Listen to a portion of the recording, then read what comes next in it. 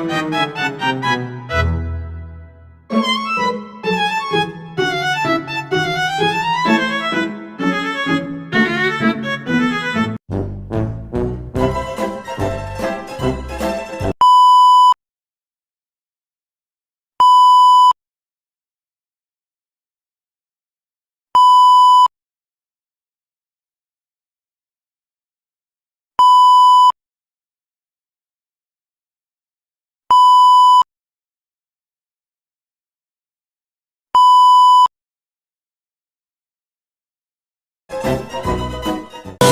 my god! Wow! Assalamualaikum warahmatullahi wabarakatuh. Selamat datang kembali di podcast USKI, Usul Fikih. Perkenalkan, nama saya Hoiranisa Haris sebagai host kalian hari ini. Dan saya tidak sendiri. Hari ini saya ditemani oleh narasumber kita. Untuk narasumber bisa diperkenalkan. Assalamualaikum semuanya, perkenalkan nama saya Ica Nur Aini. Saya mahasiswi dari UIN Sunan Ampel, Surabaya. Baik, hari ini kita akan membahas topik yang tak kalah menarik dari narasumber kita. Topik kali ini yaitu mengenai kias. Bisa dijelaskan Kak Ica kepada teman-teman pendengar di rumah, apa sih itu kias? Kias sendiri jika di dalam istilah fikih memiliki arti menetapkan hukum suatu perkara baru yang belum ada nasnya, dengan cara menganalogikannya pada perkara yang sudah ada hukumnya karena memiliki ilat atau alasan hukum yang sama gitu. Apakah Kak Ica bisa memberikan contoh agar teman-teman di rumah lebih paham apa arti dari kias itu sendiri?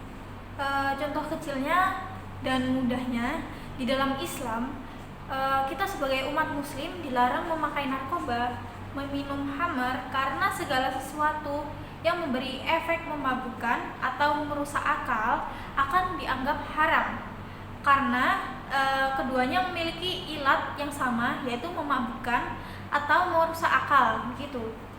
Lantas bagaimana penggunaannya jika dalam konteks kontemporer? Kias sendiri adalah kunci dari jawaban isu-isu modern seperti hukum vintage, e-wallet, dan lain-lain, karena tidak semua permasalahan di zaman sekarang dijelaskan di dalam Al-Quran atau hadis secara langsung. Kias sendiri menjadi alat ijtihad yang sangat relevan. Lalu apakah ada tantangan dalam penggunaan kias itu sendiri? Tentu saja pasti ada. Tantangannya sendiri terletak pada penentuan ilat yang tepat. Jika ilatnya salah, maka kias itu sendiri tidak akan sah. Dan tidak semua ulama sepakat dengan ilat dalam beberapa kasus yang bisa menimbulkan perbedaan fatwa begitu. Wah, ternyata sangat luas sekali ya teman-teman. Lalu apakah kias bisa digunakan oleh siapa saja? Tentu saja tidak, karena kias hanya bisa dilakukan oleh mujtahid, yaitu ulama yang memiliki atau memenuhi syarat untuk berijtihad. Seperti contoh menguasai bahasa Arab, tafsir, hadis, usul fikih, dan seterusnya. Karena itu masyarakat umum sebaiknya mengikuti hasil dari otoritas yang sah gitu. Baik, selanjutnya ada pertanyaan nih dari penonton-penonton di rumah. Yang pertama, jika ada makanan baru yang tidak disebutkan hukumnya secara langsung dalam Al-Quran, bagaimana kias bisa membantu menentukan hukumnya ya? Kias sendiri akan membantu menentukan hukum baru dengan membandingkan pada makanan yang sudah jelas hukumnya. Jika alasan hukumnya atau ilatnya sama, misalnya makanan halal dan tidak berbahaya dan tidak najis, maka hukumnya juga sama, yaitu halal begitu. Baik, pertanyaan selanjutnya, jika jelaskan hubungan antara ilat dan hukum dalam kias, mengapa ilat menjadi bagian penting dalam menetapkan hukum baru? Ilat sendiri memiliki arti alasan hukum yang menghubungkan kasus lama dan kasus baru dalam kias. Hukum kasus lama hanya bisa diterapkan kepada kasus baru jika ilatnya sama, karena ilat itu sendiri sangat penting agar kias sah dan logis secara syar'i gitu. Oke, makasih.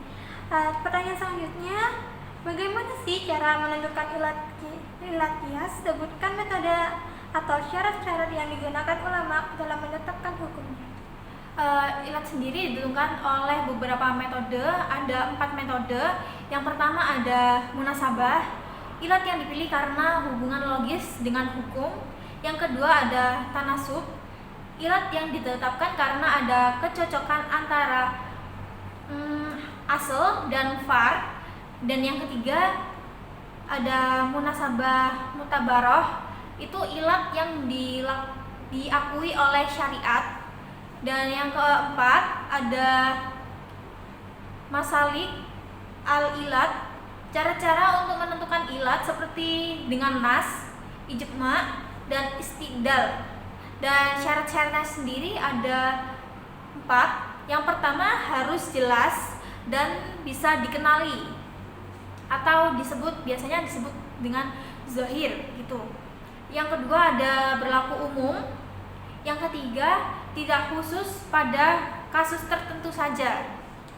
Dan yang keempat sesuai dengan hikmah hukum syar'i gitu. Baik, pertanyaan terakhir nih Kak Ika. Apa tujuan utama diterapkannya kias dalam hukum Islam itu ya? Untuk menetapkannya itu sendiri, hukum bagi masalah baru yang tidak disebutkan dalam nas dengan menyamakan pada masalah lama yang ada hukumnya karena kesamaan ilatnya itu sendiri, begitu Kak Nisa. Baik, apakah ada pesan-pesan nih untuk pendengar yang ingin memahami hukum Islam dalam masalah modern? Tentu saja saya ada pesan buat teman-teman di rumah. Memahami konsep seperti kias itu sendiri justru bisa membuat kita lebih sadar bahwa hukum Islam itu adaptif dan kontekstual. Dan tentunya jangan ragu untuk bertanya pada ahlinya ketika menghadapi isu-isu baru gitu. Masya Allah, penjelasan yang sangat menarik ya, mencerahkan. Terima kasih banyak untuk narasumber kita kali ini. Sama-sama, semoga bermanfaat untuk teman-teman di rumah. Oke sobat podcast Uski, sampai di sini perjumpaan kita. Sampai bertemu di episode selanjutnya. Wassalamualaikum warahmatullahi wabarakatuh. Huh?